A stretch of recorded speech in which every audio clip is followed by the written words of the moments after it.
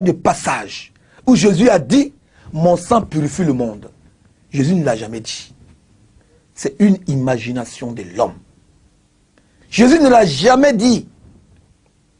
Ce que Jésus a dit, eux-mêmes ils ont écrit que Jésus a dit dans Matthieu 5, à son verset 17, il dit « Ne pensez pas que je sois venu pour abolir ou supprimer les prophètes, mais je suis venu pour accomplir ce qui a été écrit de moi. » Donc, depuis la Genèse jusqu'à l'Apocalypse, un seul trait de la Bible ne doit être effacé, selon Jésus, selon ce que vous avez écrit. Et je me dis comme ça que cette Bible ne contient même pas la parole de Jésus. L'évangile de Jésus se trouve dans l'évangile de Barnabé. Sinon ici, après 40 années, Luc a écrit. Après 45 ans, Jean et Matthieu ont écrit. A suivi Marc. Comment est-ce qu'on peut raconter l'histoire de quelqu'un après 45 ans s'il n'y a pas de fausseté dedans? Vous prenez les 4 évangélistes, vous les lisez, vous allez voir qu'ils se contredisent. Alors quand j'ai dit tout ça, ils m'ont dit, mais est-ce que tu as connu Jésus? Il dit, oui, je l'ai connu. Et c'est Jésus même qui m'a dit de partir dans l'islam. Ah, ça les a choqués. Ils disent pourquoi? Et lui, oui. On dit que Jésus est Dieu, il est fils de Dieu.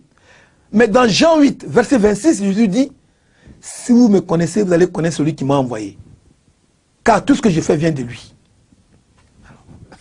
Lui-même, il dit qu'il est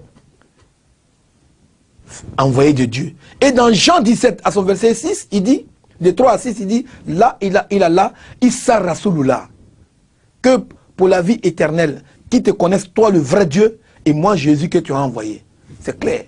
Il n'y a même pas de discussion. Jésus n'est pas fils de Dieu, Jésus n'est pas Dieu. Il est un envoyé de Dieu au même titre que le prophète Mohammed sallallahu alayhi wa sallam. Voilà pourquoi moi j'ai changé. Voilà pourquoi j'ai accepté l'islam. Voilà les gens qui m'ont fait devenir musulman. Après 27 ans que j'ai prôné Jésus, mais j'ai vu que les gens sont en train de me mettre dans l'erreur. Mais je vous dis, au même aujourd'hui où je vous parle, je défends Jésus. Parce que c'est un envoyé de Dieu. Je le défends. Je ne permets pas que quelqu'un dénigre Jésus. Non, je ne veux pas. C'est pourquoi, là où on parle mal de Jésus, alors je fais face. Et j'attaque. Regardez par exemple, tout près de nous ici en France, des gens ont fait un film sur Jésus, où on dit que Jésus est un pédé, où on dit que Jésus est un fornicateur. Nos frères chrétiens, eux-mêmes heureux d'aller voir ce film, ont sorti de l'argent pour aller voir ce film, subhanallah. Et celui qui a tenu le film de Jésus de Nazareth, c'est le même auteur qui a tenu ce film-là. J'ai visité d'abord le Mali, parce que pendant la crise de 2010, quand je suis revenu de l'Arabie Saoudite, mes parents bêtés même, avec quelques frères ivoiriens, sont venus m'attaquer. Ils sont venus m'attaquer, ils ont brûlé mon ordinateur, ma maison, cassé tout ce qui est dans ma maison. Et comme ma maison avait 2 portes, j'ai eu le salut à la 2e porte, j'ai fui pour entrer au Mali. Et depuis le Mali, après 6 mois, je suis retourné en Côte d'Ivoire. J'ai été réinvité au Mali pour un débat à Kalamankroua avec des chrétiens où j'en ai pris 5 pasteurs et 20 fidèles pour devenir musulmans, avec mes convictions. Donc après le Mali, je suis rentré en Guinée. Je suis allé à Dakar, au Sénégal. Je suis allé au Niger, Ghana, Togo, Bénin, Nigeria, avant que je ne vienne au Burkina. Mais quand je vais dans ces pays, mes frères musulmans sont très heureux de me voir. Ils m'accueillent comme si j'étais né dans l'islam. Ils m'accueillent comme leurs propres frères.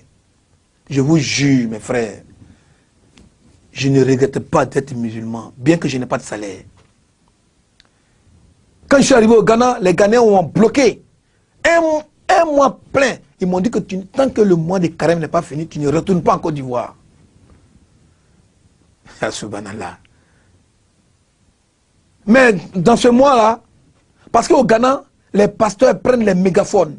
Ils se promènent dans les marchés pour crier Jésus, pour prier, pour dire que l'islam n'est rien, que ceux qui sont musulmans de quitter les religions. Ils font une campagne de désinfectation contre l'islam.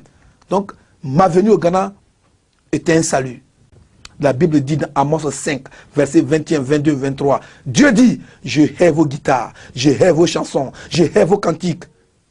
C'est pourquoi tous vos sacrifices sont refusés par moi, Allah. Dieu dit de ne pas danser dans sa maison. Que le nom de Allah soit glorifié. Ce mois-là était un grand mois. Un très très grand mois. Dieu nous a donné 11 mois gratuits de faire ce qu'on veut, de l'adorer, de marcher vers lui, de nous amuser quelquefois. Et ce seul mois-là, il nous le donne pour que nous puissions purifier d'abord notre corps par le jeûne. Pour que nous puissions regretter nos péchés et nous rapprocher de Allah. Je souhaite que ce grand mois du Ramadan soit un mois de purification pour tous les frères musulmans du monde entier.